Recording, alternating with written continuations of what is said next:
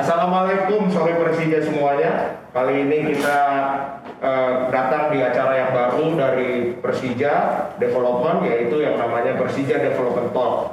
Di Persija Development Talk kita akan membicarakan segala macam lika-liku tentang kegiatan pembinaan sepak bola usia muda, utamanya yang ada di klub kita tercinta Persija Jakarta.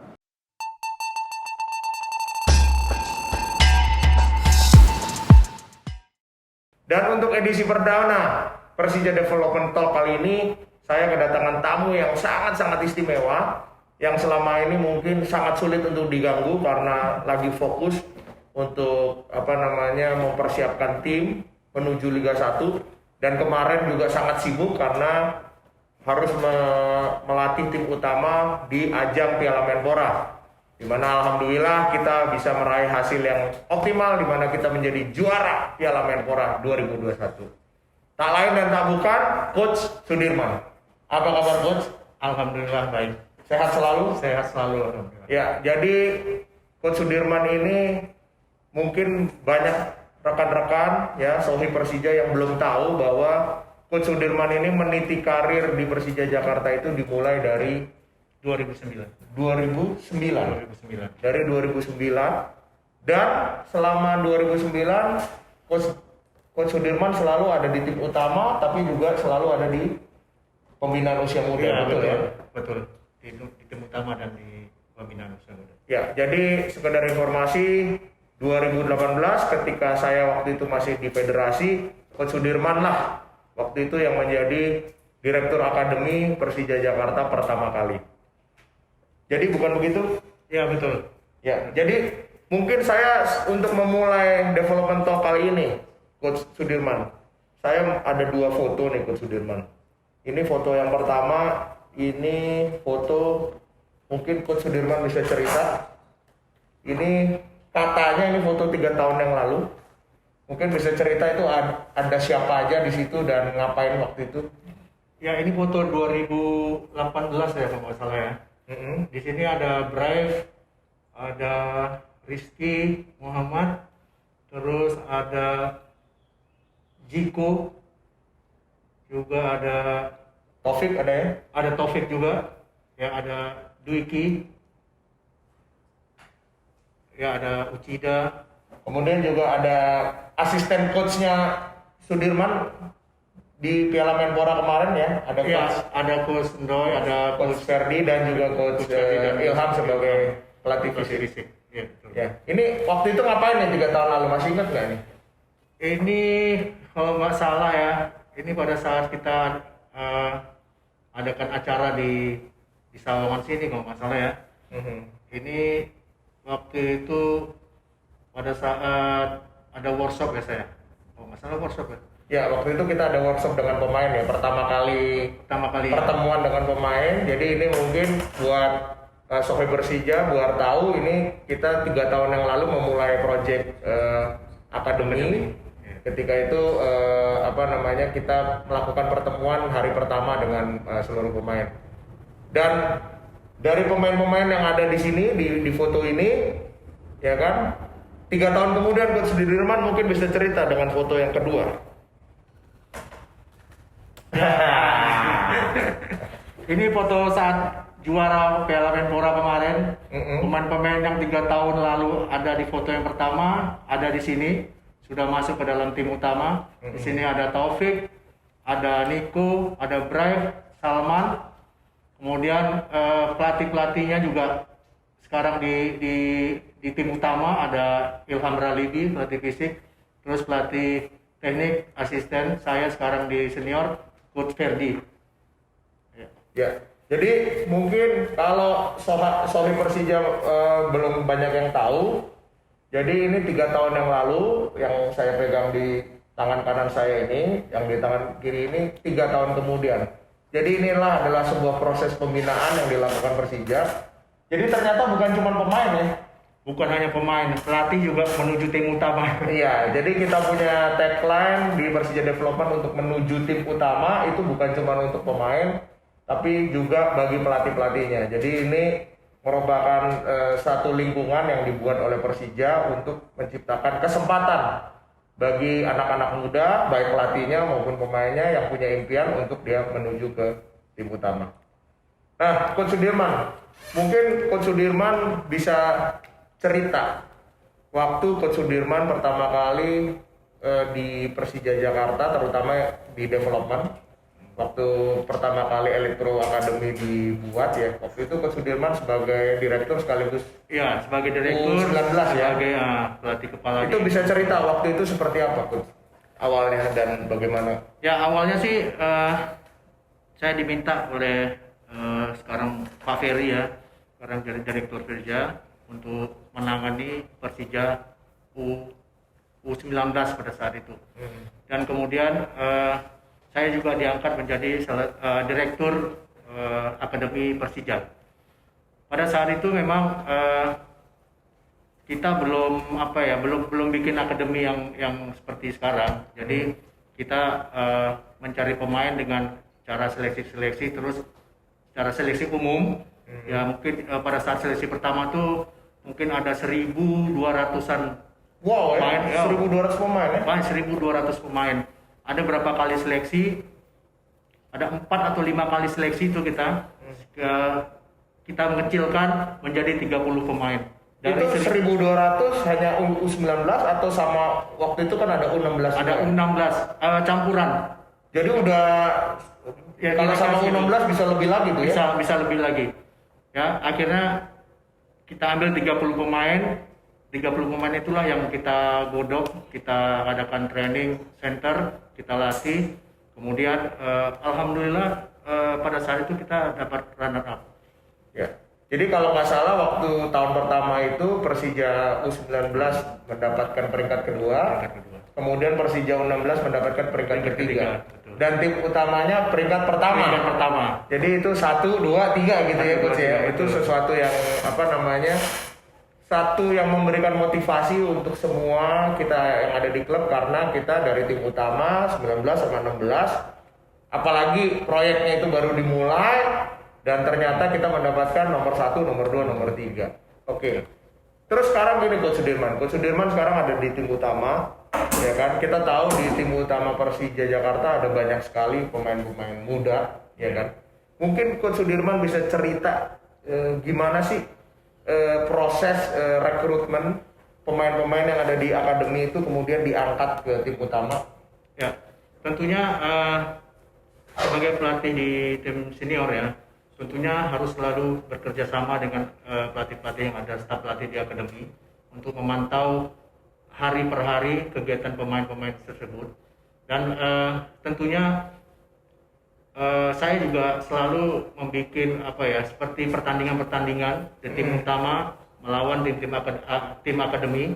Tujuannya satu, untuk memberi kepercayaan diri pada pemain-pemain muda tersebut untuk beradaptasi dengan lingkungan yang di senior, satu.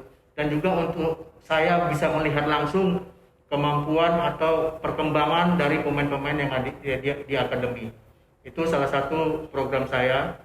Kenapa saya selalu beruji coba dengan tim akademi, salah satu tujuannya seperti itu. Saya ingin melihat langsung kemampuan dari pemain-pemain tersebut, sehingga kalau seandainya ada 2 atau 3 pemain-pemain yang saya pikir sudah bisa mampu untuk main di atas, saya akan rekrut untuk ke atas. Ya. Gitu. Terus kemudian Coach Sudirman kan juga sering ya kita sering komunikasi gitu ya. Coach Sudirman sering ada hari-hari tertentu di dalam satu pekan. Coach Sudirman sering mengundang pemain-pemain akademi untuk latihan bareng di tim utama. Ya. Kalau boleh tahu sebenarnya apa sih itu manfaatnya dan apa sih sebenarnya yang Coach Sudirman cari ketika mereka mengundang pemain-pemain ini latihan bareng tim utama? Ya, salah satunya untuk memberi kepercayaan diri pemain-pemain muda tersebut beradaptasi dengan lingkungan yang berbeda ya. Karena di senior pasti berbeda, terus kemampuan taktikal, teknik, power itu juga berbeda. Saya ingin tahu sebenarnya sampai berapa jauh pemain-pemain ini kemampuannya secara teknik, fisik, kemudian yang terpenting ada mental mereka untuk beradaptasi dengan lingkungan yang baru berada ya? di atas yang baru itu. Benar. Makanya itu selalu dilakukan rutin ya? Rutin.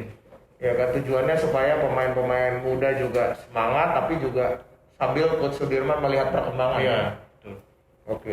Terus kalau boleh tahu Coach Sudirman, sebenarnya kalau tuntutan di tim utama, ya kan? Sebenarnya apa sih tuntutan yang pemain-pemain muda ini harus punya, yang pemain-pemain muda itu harus ada satu standar minimum yang harus penuhi supaya dia bisa eksis di tim utama, apalagi ini tim utamanya tim utama Persija nih. Iya. Bukan tim utama klub kaleng-kaleng nih, ini klub besar, klub papan atas yang memang selalu dituntut satu level yang tinggi. Itu apa sih sebenarnya kriteria-kriterianya? Seperti yang pertama, yang paling penting kalau saya paling penting adalah mental pemain tersebut. Karena kalau punya teknik bagus, skill bagus, kalau mereka tidak punya mental bersaing, kemauan yang keras untuk bisa menembus ke tim utama, itu mungkin saya nggak akan pilih. Karena kita tahu sekarang contohnya kayak Nico baru 17 tahun kan. Kenapa saya ambil dia? Karena saya tahu dia punya mental sangat baik. Fighting spiritnya juga oke, kemauan dia untuk selalu berlatih dengan keras juga oke. Itu salah satu credit point yang Nico punya. Ya. Jadi kalau boleh cerita sedikit, itu seperti kayak Nico waktu dia pertama kali gabung nggak gemetar dia. Saya pikir enggak. Saya pikir enggak. Ketemu Simi, ketemu siapa nggak gemetar dia. Enggak gemetar. Itu yang saya mau gitu dari pemain-pemain muda itu yang saya mau. Jadi artinya rasa takut untuk bermain, main keras, main dengan teknik apa semua mereka dia selalu. Jadi artinya tidak punya rasa takut, bisa tampil apa adanya, semua kemampuannya bisa keluar ya. Ya, betul. Iya. Nah, tapi apa namanya? Kalau kita lihat nih, sering kan ya pemain muda misalnya ya, pengalaman kita juga di akademi ini sangat bagus gitu ya. Bahkan kita udah bilang, kalau kita bicara kemampuan sepak bola ini bahkan melebihi dengan apa yang ada di pemain yang ada di senior gitu. Artinya ini kalau 1-2 tahun lagi ini bakal balap nih yang ada di senior. Tapi begitu dia bergabung, tidak bisa keluar ininya. Kira-kira satu penyebabnya apa? Dan yang kedua kira-kira apa saran Coach Sudirman supaya mungkin kalau pertama-tama gemetar, tapi mungkin biar setelah berapa waktu jangan gemetar lagi gitu. Ya memang banyak pemain seperti itu ya, bagus di kelompok umurnya, kemudian begitu digabungkan dengan pemain yang lebih senior, mereka tidak mampu mengeluarkan kemampuan maksimal dia. Salah satu penyebabnya mungkin saya pikir jarang diberikan kesempatan untuk bisa main bersama senior. Seperti tadi yang contoh pertama tadi, saya selalu hampir setiap minggu saya panggil 2, 3, 4 pemain gabung ke senior. Kemudian minggu depan kita kasih kesempatan lagi dia. Dengan cara seperti itu, hal-hal seperti yang tadi, rasa takut, rasa minder, kemudian tidak mampu mengeluarkan kemampuan dia itu mungkin akan hilang. Karena keterbiasaan itu akan membantu dia untuk bisa mengatasi kesulitan-kesulitan itu.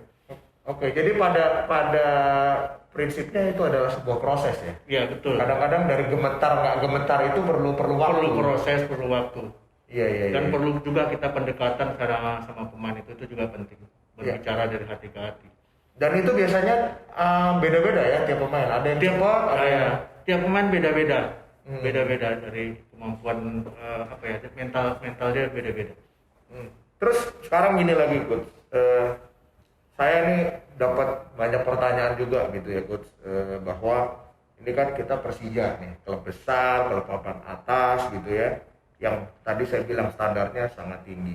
Sebenarnya kalau menurut Coach, ya kan, Coach percaya bahwa pemain muda itu harus dikasih kesempatan atau pemain muda itu harus berjuang untuk merebut kesempatan itu? Saya pikir dua-duanya harus kita beri kesempatan pertama, dan dia juga harus merebut kesempatan itu yang paling baik. Karena diberi kesempatan juga terus tidak punya kemauan untuk merebut tempat di tim senior juga nggak baik. Ya. Jadi dua-duanya tuh harus kita jalanin lah. Jadi seperti ada keseimbangan ya. Iya, betul. Di satu sisi nggak boleh ditutup, ya artinya dikasih dipersulit sekali, pokoknya nggak pernah dikasih kesempatan, pokoknya harus tampil hebat banget baru dikasih kesempatan, ya kan? Tapi juga nggak boleh terlalu gampang ya. Betul.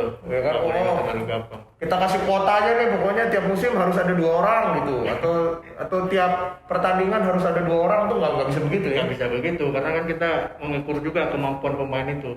Jadi saya maunya pemain itu punya kemauan yang keras, punya kemampuan, terus kemampuan maksimal dia itu bisa keluar pada saat gabung di senior, itu yang saya mau. Tapi kita juga harus memberi kesempatan, ya karena kalau kita menunggu dia jago banget, dia nggak punya perkembangan ke depannya. Iya. Jadi nggak bisa juga ditunggu jago banget baru dimainin gitu ya? Iya, nggak bisa. Nggak bisa ya. Jadi kita harus mainin supaya jadi jago gitu ya. Betul. Tapi juga nggak boleh gampang gitu, mainin aja terus gitu. Nggak bisa juga ya. Harus keseimbangan di situ ya. Terus Coach Jenderal ini kan punya experience dulu di dalam bermain. Banyak bermain di level internasional juga, baik di level klub maupun di tim nasional. Itu boleh dibilang Coach Jenderal ini yang generasi terakhir kita berhasil menjadi juara ketika kita SEA Games 91 di Manila. Terus Coach, bukannya kita mau membandingkan yang dulu dan sekarang, tapi maksudnya kalau Coach melihat perkembangan pemain-pemain muda sekarang, ya kan, terus Coach bandingkan dengan kekuatan sepak bola level internasional sekarang, itu sebenarnya level sepak bola pemain-pemain Indonesia ini ada di mana gitu, dan udah pasti kita jawabannya mungkin masih belum ya, belum bagus, tapi levelnya di mana dan seberapa jauh kita harus mengejar dan apa yang kita harus kejar? Ya, yang pertama sih untuk sepak bola sekarang ini sebenarnya sudah banyak media atau turnamen-turnamen ya, main usia dari U12, U14, itu sebenarnya salah satu kompetisi yang bagus buat pemain muda. Dibandingkan saya dulu nggak ada kompetisi seperti itu. Masalahnya begitu mereka ke senior, basic atau latihan-latihan yang banyak dilakukan SSB itu tidak cukup kuat untuk mereka bisa tampil bagus di senior. Jadi yang paling penting kalau bagi saya adalah bagaimana menanamkan basic sepak bola tersebut. Bagaimana caranya passing, kapan harus dribbling. Momen-momen seperti itu harus banyak kita latih di usia muda, karena kalau itu lepas atau loss, hilang pada saat mereka di senior nanti, itu akan susah untuk dilatih kembali gitu loh. Iya. Jadi memang bagaimana di usia muda, mungkin kalau kita ngomong SSB sekarang terus kompetisinya mungkin udah lebih baik dari dulu. Udah lebih baik. Tapi mungkin negara lain juga lebih baik lagi. Sehingga kita tetap ketinggalan ya. Di situ yang kita harus kejar ya. Makanya juga untuk informasi mungkin Sohib Persija perlu tahu bahwa kita Persija juga sudah sejak beberapa bulan yang lalu kita menggagas sebuah kompetisi yang namanya Young Tiger League. Ini adalah kompetisi U10, U12, U14 yang mainnya seminggu sekali nih Coach. Bagus sekali itu. Jadi ini yang inisiasi Persija supaya SSB yang ada di Jabodetabek ini punya wadah untuk dia berlatih dan berkembang tetap di dalam pantauannya Persija Development. Oke, Coach Dirman. Pertanyaan terakhir. Coach Dirman mungkin juga dulu pegang U19, ya kan, terus U20, terus sekarang di senior. Dari yang Coach Dirman pegang ini, ada pemain yang dulunya jago, tapi habis itu dia nggak bisa sampai ke atas, bahkan untuk sekedar level yang rendah pun dia nggak bisa. Padahal dulu kita anggap, oh ini jago banget. Dan itu kita sering lihat juga mungkin di tim nasional, di mana. Itu menurut Coach Dirman seperti apa, dan apa saran Coach Dirman untuk pemain muda, mungkin orang tuanya, supaya jangan layu sebelum berkembang? Ya, yang pertama memang attitude itu penting ya. pemain muda harus punya attitude yang bagus. Kemudian kemauan yang besar untuk selalu berlatih dengan keras itu juga penting. Dan yang terpenting ada lingkungan dari mereka sendiri ya. Kalau lingkungannya tidak mendukung mereka untuk bisa berkembang atau juga orang tuanya tidak mendukung dengan penuh, itu juga akan bermasalah nanti pemain-pemain tersebut. Yang harus dilakukan adalah bagaimana juga pelatih punya peran penting pada saat-saat seperti itu. Pada saat pemain-pemain itu kadang-kadang juga pemain butuh nasihat-nasihat. Kita sebagai pelatih-pelatih apalagi di usia muda harus selalu banyak berbicara dengan pemain-pemain muda tersebut sehingga mereka selalu termotivasi untuk bisa tampil latihan maupun dalam pertandingan dengan maksimal. Itu dan. Jadi memang kadang-kadang di usia muda itu kayak prestasi-prestasi juara ini, juara itu, masuk tim nasional junior itu bukan jaminan ya? Bukan jaminan karena sepak bola ini selalu berkembang.